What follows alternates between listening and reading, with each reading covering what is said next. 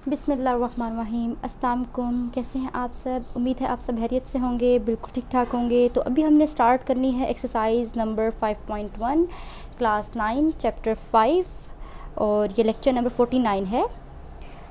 Factorisation क्या होती है, फैक्टराइजेशन की डेफिनेशन क्या है, फैक्टर्स किस तरह से बनाते हैं, फैक्टर्स बनाने के लिए हमें कौन कौन से स्टेप्स सीखने पड़ते हैं, कौन कौन से स्टेप्स लेने पड़ते हैं, ये हम अपने लास्ट लेक्चर 48 में पढ़ चुके हैं। तो अगर अभी तक आपने वो वीडियो नहीं देखी तो आप वो देख लें, उसका लिंक भी मैं डिस्क्रिप्शन बॉक्स में दे दूँगी, तो आप वहाँ से उसको देख लीजिएगा ताकि आपका कॉन्सेप्ट जो है फैक्टराइजेशन और फैक्टर्स या फैक्टराइज के लिहाज से क्लियर हो जाए। तो अभी हम क्वेश्चन नंबर 1 का पार्ट 1 स्टार्ट करते हैं। बहुत ईजी है फैक्टराइजेशन के क्वेश्चन। आई थिंक टोटल इस एक्सरसाइज में 24 हैं और ये आपकी प्रैक्टिस के लिए इनफ है। आपने कुछ यहाँ से देखें, कुछ खुद प्रैक्टिस करें तो आपकी एग्ज़ाम्स की तैयारी बहुत अच्छी हो जाएगी। तो फर्स्ट पार्ट सॉल्व करते हैं।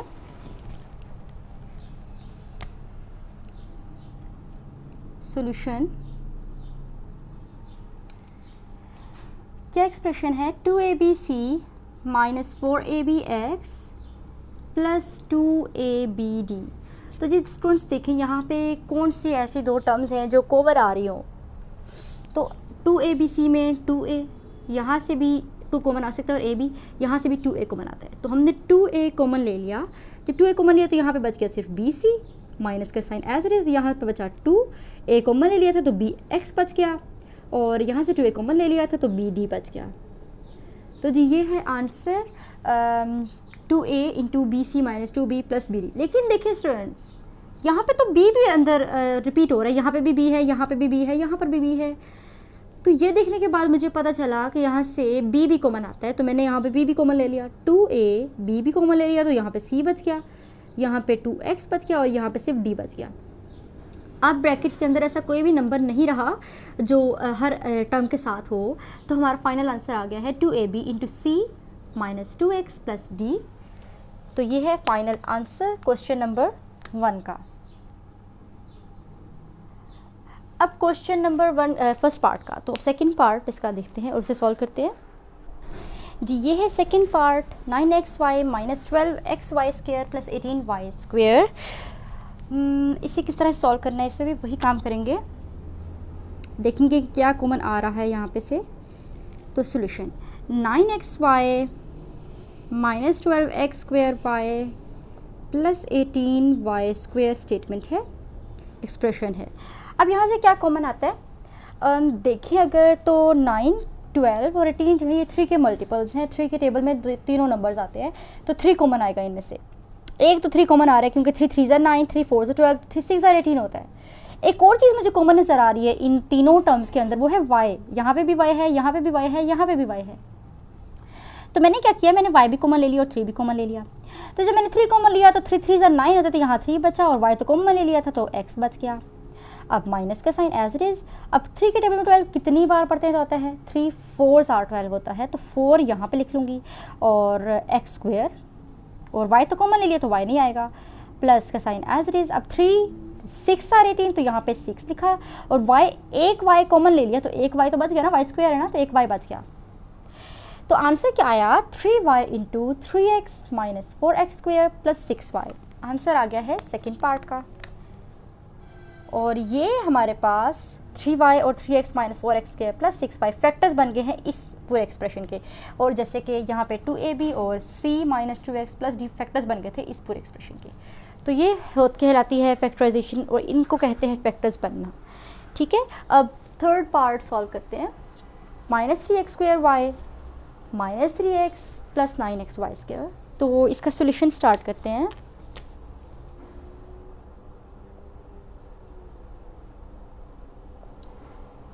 Minus 3x square y minus 3x plus 9xy square. अब यहाँ से क्या किया, यहाँ से मैंने देखा 3 3 3 हर जगह पे है, तो एक 3 कॉमन लिया और एक माइनस स्टार्ट में आ रहा है, तो माइनस मुझे थोड़ा सा अजीब लगा तो मैंने माइनस भी कॉमन ले लिया। तो मैंने माइनस और 3 को कॉमन ले लिया और यहाँ पे x भी है तो x को भी कॉमन ले लिया, तो माइनस 3x कॉमन ले लिया तो यहाँ पे बच गया एक x और y। यहाँ से 3x कॉमन ले लिया तो प्लस 1 बचा और यहाँ पे बचा प्लस 3xy। x तो कॉमन ले लिया तो x नहीं आएगा और y स्क्वायर आ जाएगा। तो ये -3x into X Y plus 1 -3y square, अच्छा माइनस प्लस यहाँ पे माइनस आ जाएगा, -3y स्क्वायर आंसर आ गया है थर्ड पार्ट का। और ये -3x और X Y plus 1 -3y square factors बने हैं इस पूरे एक्सप्रेशन के। अब फोर्थ पार्ट को सॉल्व कर लेते हैं।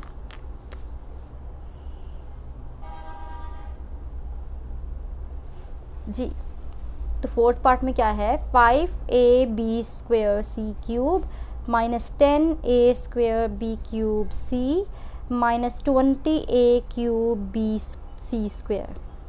अब यहाँ पे क्या है, देखिए यहाँ पे 5 इन आगे वाले सब नंबर्स का मल्टीपल है। 5 के टेबल में सब आते हैं, 10 भी आते हैं 20 भी, तो मैंने 5 कॉमन लिया और ए भी कॉमन है, बी भी कॉमन है, सी भी कॉमन है। मतलब 5abc हर यहाँ पे टर्म के अंदर मौजूद है, हर नंबर के अंदर मौजूद है। मैंने 5abc को कॉमन ले लिया, ठीक है, मैंने 5abc को कॉमन ले लिया। तो इस वाले टर्म के अंदर मेरे पास क्या बचा, 5 भी ले लिया, a भी ले लिया, b भी ले लिया, c भी ले लिया, तो मेरे पास b स्क्वायर था तो 1 भी बचा, c क्यूब था तो 2c बचे, तो मतलब c स्क्वायर, ठीक है, माइनस का साइन। अब 5 2 से 10 होता तो यहाँ पे 2 लिखा। अब एक a, ये a स्क्वायर है, एक a ले लिया तो एक a बच गया। अब b क्यूब है, एक b ले लिया तो b स्क्वायर बचा, और c तो एक ही है तो वो a कॉमन ले लिया तो c नहीं आएगा। और -20 है तो 5 4 से 20 होता है तो यहाँ पे 4 लिखा। अब a क्यूब है तो एक a कॉमन ले लेते, 2a बच के a स्क्वायर, b एक ही है तो एक b कॉमन ले लेते, यहाँ पे नहीं लिखेंगे। c स्क्वायर है तो एक c कॉमन ले लिया तो सिर्फ एक c बचा। तो जी ये आ गया आंसर फोर्थ पार्ट का। फोर्थ पार्ट का आंसर जी ये आ गया है 5abc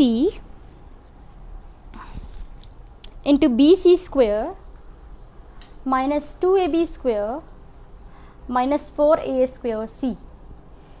तो जी ये फर्स्ट 4 पार्ट्स जो हैं क्वेश्चन नंबर 1 के हमने सॉल्व कर लिए हैं। अब बाकी के पार्ट्स देखते हैं और उन्हें सॉल्व करते हैं। जी तो ये है क्वेश्चन 1 के आगे वाले parts, 5th and 6th part, इन्हें सॉल्व करते हैं। सॉल्यूशन, क्या एक्सप्रेशन है, 3x cube y into x -3y और -7x square y square into x -3y। अब देखिए स्टूडेंट्स, यहाँ पे भी x -3y है, यहाँ पे भी x -3y है, तो जो दोनों जगह पे x -3y है तो मैंने कॉमन ले लिया, ऐसे लिख लिया एक बार। यहाँ पे फिर इस साइड पे क्या बचा, इसके साथ ये बचा 3x क्यूब -y और यहाँ पे बचा -7x स्क्वायर y स्क्वायर, और इस चीज़ को मैंने इस तरह से लिख लिया क्योंकि x -3y जो था दोनों टर्म्स के साथ है, मैंने कॉमन लेके लिख लिया, और ये दोनों टर्म्स आपस में ब्रैकेट के साथ इस तरह से लिखती हैं, ठीक है। तो आप चाहें तो यहाँ पे बेशक ब्रैकेट्स लगाएं ना लगाएं, अगले स्टेप में मैं नहीं लगाती, ठीक है। x -3y into 3x cube -y -7x square y square. अब हम देखते हैं कि यहाँ पे कॉमन कुछ आ रहा है या नहीं आ रहा इन टर्म्स में।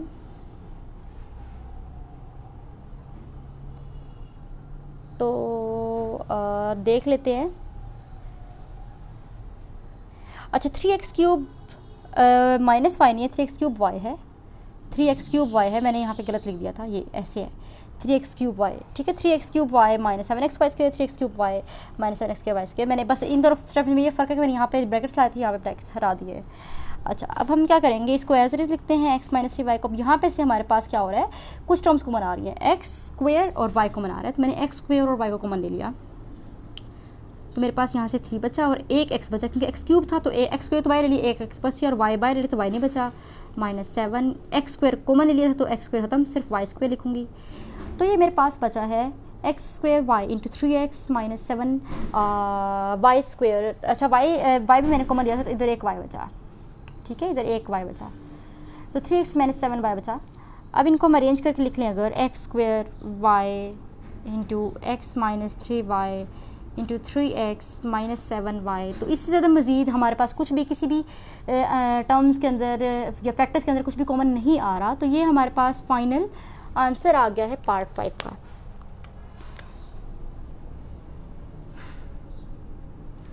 और एक्स स्क्वायर वाई और X minus 3y and 3x minus 7y are factors of this expression. ठीक है स्टूडेंट, समझ में आ गई। अब सिक्स्थ पार्ट करते हैं।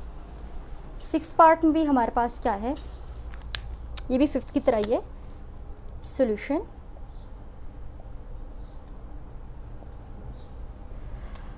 अब यहाँ क्या है कि इन दोनों फैक्टर्स में हमारे पास X square plus 5 X square plus 5 common है, सेम है, तो हम इसको कॉमन ले लेंगे। तो इसको जब कॉमन लिया तो एक्स स्क्वायर प्लस 5 आ गया और यहाँ पे हमारे पास बच गया 2xy क्यूब और इस साइड पे बच गया 8xy स्क्वायर, ये बच गया। और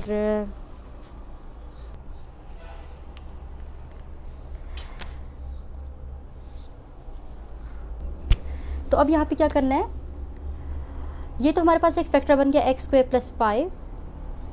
अब हमें ये देखना है कि यहाँ पे कुछ कॉमन आ रहा हो, तो 2 और 8 यहाँ पे और दोनों नंबर्स 2 के मल्टीपल्स हैं, तो एक तो 2 कॉमन आ जाएगा, दूसरा यहाँ पे भी x है, यहाँ पर भी x है, x भी कॉमन आ जाएगा, यहाँ पर भी y है, यहाँ पर भी y, तो y भी कॉमन आ जाएगा। तो 2xy हमारे पास कॉमन आ जाएंगे। तो यहाँ पे क्या बचा, इधर बच गया y स्क्वायर, क्योंकि एक y तो कॉमन ले लिया और पीछे 2y बचे और 2x कॉमन ले लिया था, प्लस यहाँ पे 4 है क्योंकि 2 4 आर 8, x कॉमन ले लिया था, y भी कॉमन ले लिया, तो एक y बचा और यहाँ पे ये चीज़ आ गई। तो इससे ज़्यादा इस क्वेश्चन को सिंप्लीफाई नहीं किया जा सकता।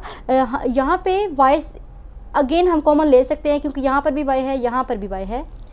तो x square plus 5 into 2xy square कर दिया, क्योंकि मैंने एक और y कॉमन ले लिया, तो यहाँ पे y बच गया और यहाँ पे सिर्फ 4 बच गया। तो मेरे पास ये फैक्टर्स बने, इनको मैं अरेंज करके लिख दूँगी। तो 2xy square into x square plus 5 into 4 plus y plus 4। तो स्टूडेंट्स देखें यहाँ पे अब कोई भी नंबर ऐसा नहीं है जो इन फैक्टर्स में से कॉमन आ रहा हो या मज़ीद सिंप्लीफाई हो रहा हो। तो ये फाइनल आंसर आ गया है क्वेश्चन नंबर 1 के पार्ट 6 का। तो उम्मीद है स्टूडेंट्स आपको ये सारा सोल्यूशन समझ में आ गया होगा। अब हम स्टार्ट करते हैं क्वेश्चन नंबर 2 और उसके सारे पार्ट्स को 1 बाय 1 सॉल्व करना शुरू करते हैं। अब है क्वेश्चन नंबर 2 और इसका फर्स्ट पार्ट सॉल्व करते हैं। इसमें भी सेम वही काम करना है जो क्वेश्चन नंबर 1 में किया है, फैक्टर्स बनाने हैं और एक्सप्रेशन हमारे पास गिवन है। तो इसमें जो एक्सप्रेशन गिवन है वो है 5ax minus 3ay minus 5bx plus 3by। अब यहाँ पे से हमें देखने हैं कि कौन सी नंबर्स कॉमन आ रहे हैं, कौन से वेरिएबल्स कॉमन आ रहे हैं और उस तरह से इनको कॉमन लेके लिखना है। तो पहले मैं ऐसे कर लेती हूँ कि जो टर्म्स मुझे एक जैसी लग रही है उनको साथ में अरेंज करके लिख लेती हूँ। 5ax और 5bx थोड़ी सेम है क्योंकि दोनों में 5x है, तो मैंने इनको साथ में लिख लेती हूँ। 3ay 3by में 3y है, तो इनको साथ में। सो 5ax और माइनस 5bx को साथ में लिख लिया और माइनस 3ay प्लस 3by को साथ में लिख लिया, अरेंज कर लिया। अब अरेंज करने के बाद क्या करूँगी, अब मैं देखूँगी कि कॉमन क्या आ रहा है टर्म्स में। अब यहाँ पे 5ax और 5bx है, तो 5x इन दोनों में से कॉमन आएगा और यहाँ से 3y कॉमन आ जाएगा। तो कॉमन ले लेते हैं। 5x यहाँ से कॉमन लिया तो a बचा, माइनस b बचा, माइनस यहाँ से 3y कॉमन ले लिया तो a, और माइनस कॉमन लिया तो माइनस प्लस माइनस, और यहाँ पे b बचा। अब क्या है, अब देखिए यहाँ पे a माइनस बी और यहाँ पर भी a माइनस बी, तो a माइनस बी को भी कॉमन लिया जा सकता है, तो मैंने a माइनस बी को कॉमन ले लिया। जब a माइनस बी कॉमन लिया तो यहाँ पे 5x बचा माइनस, और यहाँ पे 3y बच गया। तो अब यहाँ पे मज़ीद और कुछ भी कॉमन नहीं लिया जा सकता या और कोई भी स्टेप ज़्यादा नहीं हो सकता। a minus B into 5x minus 3y ही फाइनल आंसर क्वेश्चन नंबर 2 के पार्ट 1 का आ गया है।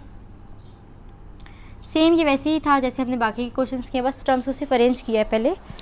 अब आते हैं पार्ट 2 पे। पार्ट 2 का क्वेश्चन क्या क्वेश्चन है ये, 3xy plus 2y minus 12x minus 8।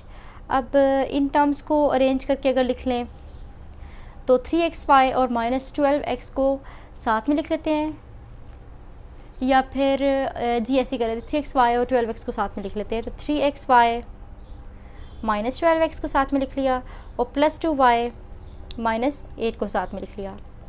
इसके बाद क्या करेंगे, अब देखते हैं कॉमन क्या आ रहा है। तो 3x और यहाँ पे 12x है, तो 3 के टेबल में 12 आता है, मतलब 3 और 12 जो हैं दोनों 3 के मल्टीपल्स हैं, तो 3x कॉमन ले लिया तो यहाँ y बचा, माइनस यहाँ 4 बच गया, माइनस अच्छा प्लस यहाँ पे से 2y और 8 है, दोनों में से 4 कॉमन लिया तो y -4 बच गया, कि 2 4 8 होता है। अब y -4 यहाँ पे भी, y -4 यहाँ पे भी, तो y -4 भी कॉमन आ गया। तो यहाँ पे फिर जब ये कॉमन ले लिया तो 3x बचा इस साइड पे, और यहाँ पे +4 बच गया।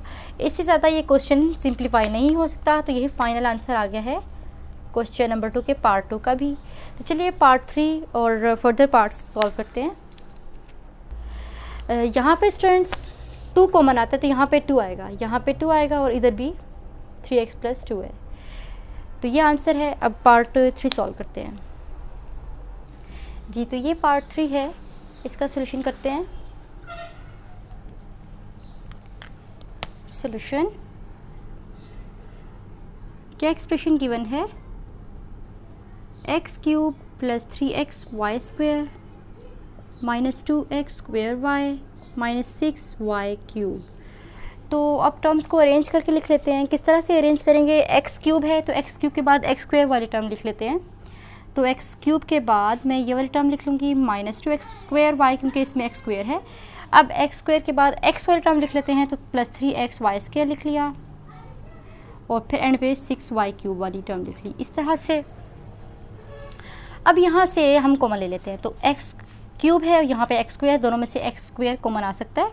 यहाँ x² कॉमन लिया तो x बचा, और यहाँ -2y प्लस, अब यहाँ से y² दोनों जगह पे मौजूद है, तो y² कॉमन ले लिया, तो 3x -6y। यहाँ पे से अब 3 और 6 में से भी 3 कॉमन आता है, तो नेक्स्ट स्टेप में वो कॉमन ले लेते हैं, x² × x -2y प्लस, अब 3 कॉमन ले लिया तो 3y², और अंदर x बचा, -3 2 × 6 तो 2y। तो देखिए स्टूडेंट्स, x -2y दोनों जगह पे मौजूद है, तो x -2y भी कॉमन आ गया, तो बच गया x² + 3y², और यही फाइनल आंसर आ गया है x -2y × x² + 3y² part 3 का। अब आते हैं पार्ट 4 पे और इसको सॉल्व करते हैं।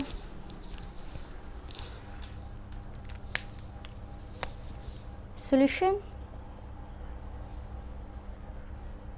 जो टर्म्स हमारे पास दी हुई हैं इनको हम पहले ओपन कर लेते हैं, मल्टीप्लाई करके लिख लेते हैं।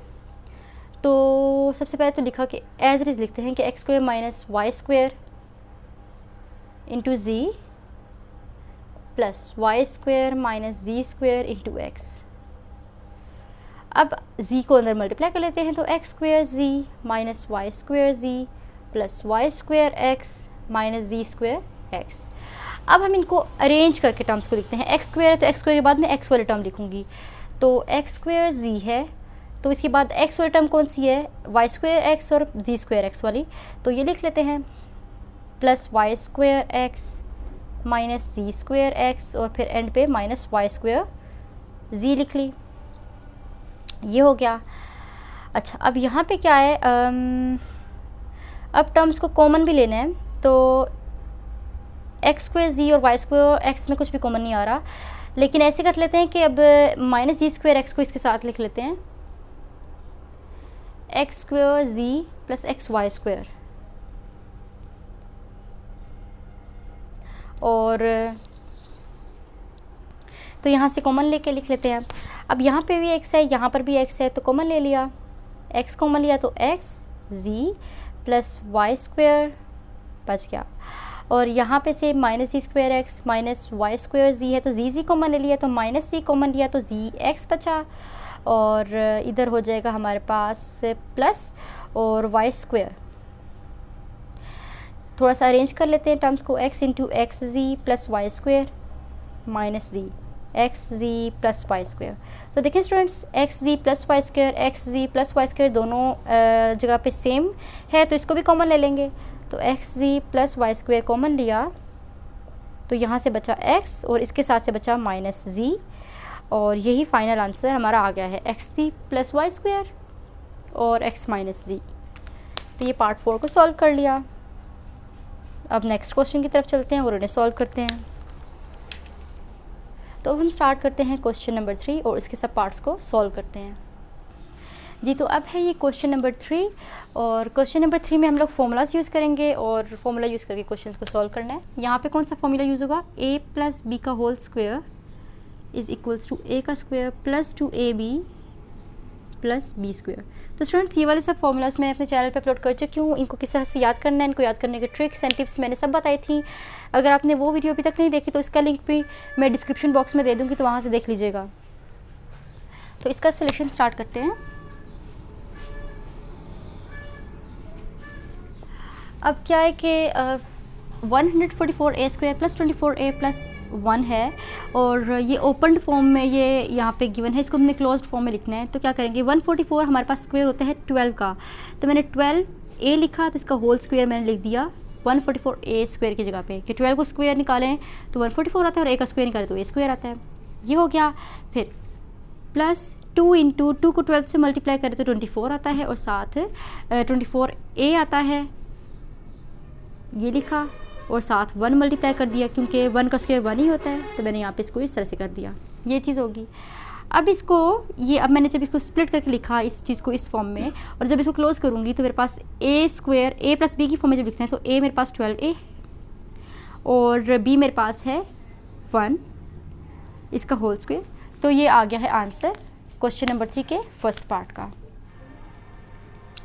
जी तो इतनी सी बात थी, इसका क्वेश्चन हमने सॉल्व कर लिया। फॉर्मूला आता हो तो बहुत इजीली ये क्वेश्चन सॉल्व हो सकते हैं।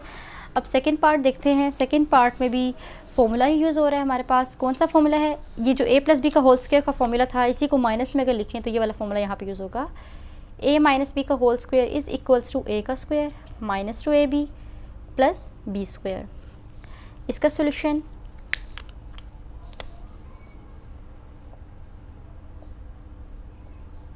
क्या करना है, यहाँ पे a square divide by B square है, तो क्या हम इसको ऐसे लिख सकते हैं, a डिवाइड बाई बी का होल स्क्वायर माइनस 2 इंटू, अब a b है ना, तो a की जगह पे a बाई बी है तो मैंने a बाई बी लिखा, और b की जगह पे b बाई a है तो मैंने b बाई a लिखा, प्लस b की जगह पे b बाई a का होल स्क्वायर। तो अब इस सब चीज़ को जब सिंप्लीफाई करें तो यही चीज़ बनती है ना, a square divide by B square minus ये कैंसिल a b कैंसिल, सिर्फ 2 बच जाएगा, प्लस स्क्वायर ओपन करते तो B square divide by A square. तो हमने सही लिखा इसको। अब यहाँ पे इस फॉर्मूला को क्लोज कर लेंगे तो a की जगह पे है a डिवाइडेड बाई बी और b की जगह पे है b डिवाइडेड बाई a, और बीच में यहाँ पे माइनस है तो फॉर्मूला में यहाँ पे माइनस आएगा। बंद कर दिया तो ये आ गया आंसर क्वेश्चन नंबर 3 के पार्ट 2 का।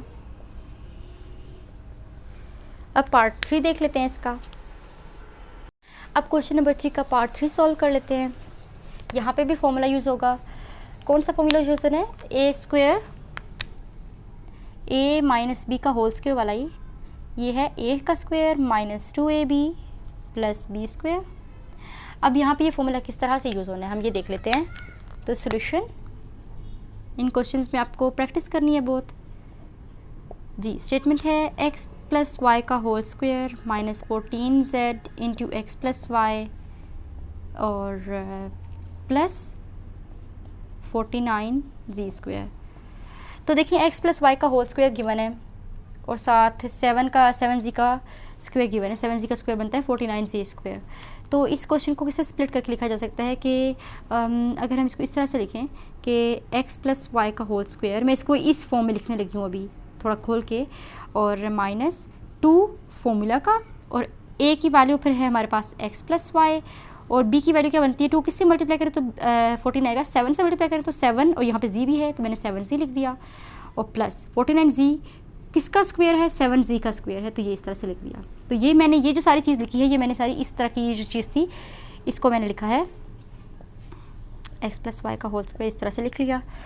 अब क्या करना है, अब मैं ये जो मैंने इस फॉर्म में लिखा है अब मैं इसको बंद करके लिखूँगी। तो a मेरे पास क्या है, x प्लस वाई मेरे पास a की जगह पे है और माइनस फॉर्मूला का, और b की जगह पे 7z है, 7z लिखा तो होल स्क्वायर। तो x plus Y minus 7z का होल स्क्वायर जो है पार्ट 3 का आंसर आ गया है। बस इतनी सी बात थी। पार्ट 4 का आंसर देखते हैं क्या होगा। यहाँ पे भी सेम यही फॉर्मूला यूज़ होना है, a minus B whole square is equals to a का square minus 2ab plus B square. इसका सोल्यूशन स्टार्ट कर लेते हैं। 12x square minus 36x plus 27। तो यहाँ पे सबसे पहले तो ये देखते हैं कि यहाँ पे 3 कॉमन आ रहा है, तो 12x square minus 36x plus 27 है, और ये सब 3 के मल्टीपल्स हैं, सब 3 की टेबल में आते हैं। तो कॉमन लिया 3 को, तो यहाँ पे 4x स्क्वेयर हो गया, यहाँ पे बन जाएगा 1 और 2x, और यहाँ बन जाएगा 9। ये चीज़ बन गई। अब इस चीज़ के ऊपर फॉर्मूला हम अप्लाई कर लेते हैं। तो 3 इंटू 4x स्क्वेयर है 2x का, तो 2x का स्क्वेयर लिखा, माइनस 2 फॉर्मूला का 2 हो गया, और a के जगह पे 2x आ गया। और अब 2 को किससे, ये 2 4 होता है, 4 को किससे मल्टीप्लाई करें तो 12 आता है, 4 को 3 से मल्टीप्लाई करें 12 आता है, तो यहाँ पे 3 लिख दिया, प्लस 9 किसका स्क्वायर 3 का, तो 3 का स्क्वायर ऐसे लिख लिया। तो ये क्या बना स्टूडेंट्स, ये देखें। अब ये वाली जो चीज़ है ये a है, ये वाली जो चीज़ है ये b है, मतलब a स्क्वायर क्या है 2x का स्क्वायर, b स्क्वायर क्या है 3 का स्क्वायर।